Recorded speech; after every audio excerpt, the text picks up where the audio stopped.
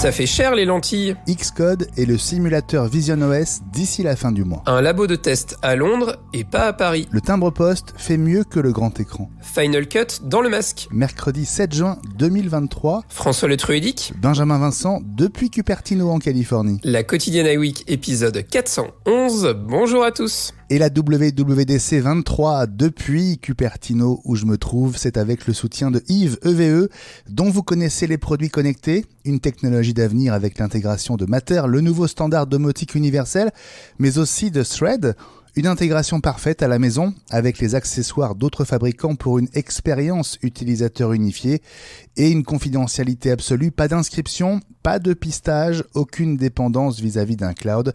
Tout se passe en local avec une communication directe entre les appareils Yves et les smartphones ou les concentrateurs. Enfin, le design, lui, est plébiscité. Merci à Yves pour son soutien. Les corrections optiques fabriquées par Zeiss, indispensables si vous portez des lunettes dans la vie de tous les jours, indispensables pour profiter du Vision Pro, eh bien ces corrections représenteraient un surcoût de 300 à 600 $ selon Mark Gurman de Bloomberg. François, c'est donc plus de 5000 € sans doute qu'il va falloir mettre de côté pour dans un an. Ouais, ça fait quand même presque 500 € par mois, ça fait beaucoup. Je t'avoue que voilà, je pense que ça tombait bien que ce soit moi qui soit là aujourd'hui, même si je sais qu'Ellie porte des lunettes et Gilles aussi, mais c'est vrai qu'on est les premiers concernés. Et c'est un élément auquel j'avais pas pensé pendant la keynote, effectivement. Le casque, tu peux pas le mettre avec des lunettes, c'est pas fait pour ça. Je t'avoue que ça refroidit un peu parce que c'est vrai que tu te dis c'est quand même un casque qui vaut cher et en plus il faudra rajouter les verres. Et puis l'autre truc aussi, c'est que la vision ça évolue. Donc ça veut dire que potentiellement tous les 2 ans, il faudra que tu rachètes des verres à 300, 600 $. Ça fait un peu mal, mais ça paraît logique. Ça paraît logique parce que voilà, le casque est tellement posé dessus que voilà, je suis curieux de voir vraiment comment fonctionnera le système en réel. On a vu des images, ça a l'air plutôt bien pensé. Et dans les vidéos, ils expliquent bien qu'en fait, avant d'essayer le casque, ils leur ont demandé, ils ont fait des tests de vision pour vérifier qu'il y ait pas de souci pour pas dénaturer non plus le premier test. C'est dommage, mais c'est pas très étonnant. Comment seront vendus les verres surtout? Et puis c'est dit que c'est par ordonnance. Tu vas faire quoi? Tu vas aller chez ton opticien du coin et puis tu vas demander une option avec ces verres-là. Honnêtement, je sais pas. Mais ça veut dire que par exemple, tu vois, moi, dès que je changerai de vue, il faudra que j'aille faire renouveler mes verres de mes lunettes de tous les jours et pour mon casque. Et je trouve que ça fait un petit peu beaucoup quand même. Donc c'est un peu la déception à voir au niveau du tarif. Je trouve que ça fait vraiment cher même comparé à des verres normaux. Après je comprends, il y a de la techno en plus derrière, mais j'espère qu'Apple fera un effort là-dessus parce que voilà, c'est un petit peu une certaine injustice du coup parce que ça veut dire que les gens qui ont des problèmes de vue devront payer plus cher le casque par rapport aux autres et je trouve pas ça très cool. Alors la WWDC 23 ici à Cupertino, elle est terminée pour les développeurs. Après la journée de lundi marquée par la keynote, ce mardi a été consacré à une session de 3 heures au tout nouveau centre destiné aux développeurs à quelques mètres de l'Apple Park. C'était d'ailleurs le seul événement vraiment live de cette Dub avec une succession sur scène d'intervenants ultra spécialisés sur les différentes briques technologiques. On a donc eu la confirmation que 46 sessions vidéo ont été mises en ligne ce mardi à destination des développeurs, uniquement sur le développement pour VisionOS.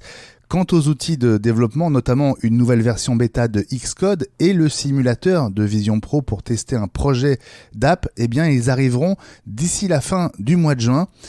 Voilà, François, le message essentiel qu'Apple voulait faire passer aux développeurs, qu'ils puissent se mettre à travailler. C'est vrai que ça fait un peu bizarre parce que quand tu commences en disant que la WWDC est finie, moi je pensais pas que c'était aussi court en fait. C'est vraiment hyper rapide quoi. En fait, elle est terminée pour le programme général, mais après il y en a qui restent cette semaine ici, qui ont des rendez-vous. Il y a plein de choses qui se passent, mais qui ne sont pas dans un programme auquel tout le monde a accès. C'est ça que je veux dire. Et il y a toutes les sessions en ligne qui durent toute la semaine, mais on va dire le programme en physique ici à Cupertino, il est fini, sauf si on a une raison particulière de retourner à l'Apple Park. Ouais, je pense que maintenant, c'est à eux de travailler parce que la partie pédagogique, on l'a évoqué hier, en fait, elle vient d'Apple, mais elle vient aussi des développeurs. C'est-à-dire qu'il faut que les développeurs nous montrent avec leur application, avec leur jeu, avec tout ce qu'on peut imaginer, que le casque, il a un vrai intérêt et qu'il y a moyen de faire des choses vraiment très sympas. Et donc, ça va être le rôle des développeurs. C'est plutôt rassurant. Je trouve ça un peu étrange que les outils soient pas prêts pour aujourd'hui. parce que ça aurait pu paraître logique que dans la mesure où le casque était présenté lundi, que les développeurs repartent chez eux avec la possibilité du coup de développer des applications. Ça arrivera dans un second temps. Maintenant, je suis sûr qu'il y aura de très très beaux exemples qui vont arriver très rapidement. Et puis peut-être qu'on aura l'occasion de le tester à travers Xcode, pourquoi pas. Ça pourrait être sympa pour voir un peu qu'est-ce qu'on peut envisager avec ce magnifique objet. Autre info iWeek que j'ai récupéré en me faufilant parmi les développeurs qui voudront tester leur app sur Vision Pro, sur le masque en vrai, ils pourront le faire en prenant rendez-vous dans l'un des 6 laboratoires, l'une des 6 villes à travers le monde, où Apple va donc ouvrir un Vision Labs, Munich, Shanghai, Singapour, Tokyo, Cupertino et non, pas Paris, mais Londres. Les développeurs français qui voudront faire tester leur app et obtenir la validation d'Apple devront donc aller à Londres. Ouais, je trouve ça dommage parce que moi j'aurais bien imaginé une salle à l'Apple Store des Champs-Élysées, pourquoi pas, pour pouvoir aller tester son application. Je trouve ça dommage parce que ça limitera énormément les possibilités pour les développeurs, surtout peut-être ceux qui ont le moins de moyens, parce que tu t'imagines, ça veut dire qu'il faudra que tu te payes un voyage à Londres si tu habites en France pour pouvoir aller tester ton application sur le casque. On aurait pu s'attendre à ce qu'il y ait des modèles pour les développeurs qui soient disponibles assez rapidement, mais pour l'instant ça n'a pas été annoncé, ça n'a pas l'air d'être le cas. Tu te souviens quand Apple a annoncé la transition vers les Mac Apple Silicon, ils avaient pu repartir de la WWDC avec la possibilité de commander un Mac mini spécial. Là c'est pas le cas, donc voilà, je trouve ça un peu dommage. Maintenant seuls les plus gros studios de développement sans doute se paieront le voyage vers Londres ou autre. Et peut-être que les autres développeurs devront attendre la sortie du casque pour pouvoir le tester. Apparemment, dans iOS 17, un développeur a trouvé une référence vers une lanière pour le Vision Pro qui est dédiée aux développeurs. Une lanière qui aurait non seulement un câble pour l'alimentation électrique du masque par la batterie externe, mais aussi un câble qui se brancherait dans un Mac.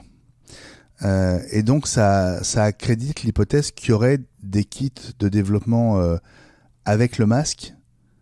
Mais alors comment ils seront entre guillemets proposés à Apple et à qui ? De toute évidence, ceux qui en auront un ne seront pas très tentés de le faire savoir s'ils veulent continuer à travailler avec Apple dans ce genre de configuration. Ah là là, il y aura encore des privilégiés.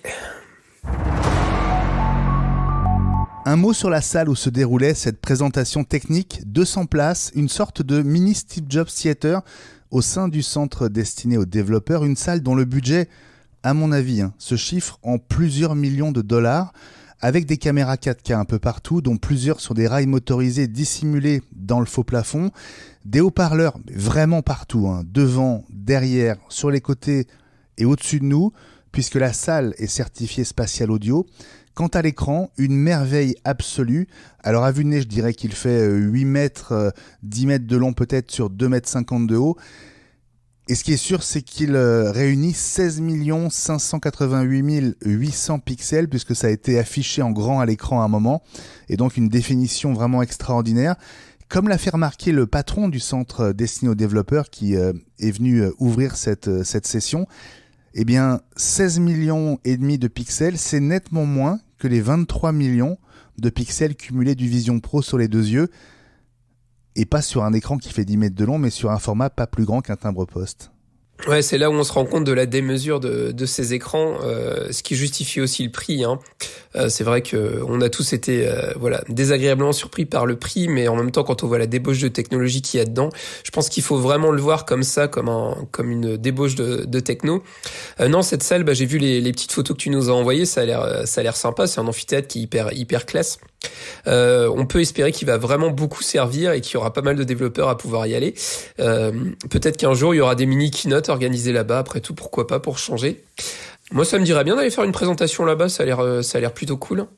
En tout cas, ils ont tout l'équipement pour faire leur propre keynote ou leur propre stream quand ils ont besoin. Je pense qu'ils en font d'ailleurs de temps en temps, mais de manière extrêmement privée et restreinte. Et on a eu cette info sur le centre qui peut, à un instant T, accueillir 500 développeurs avec des salles totalement insonorisées pour que il n'y ait aucun risque de fuite vers l'extérieur. Les conditions sont démentes.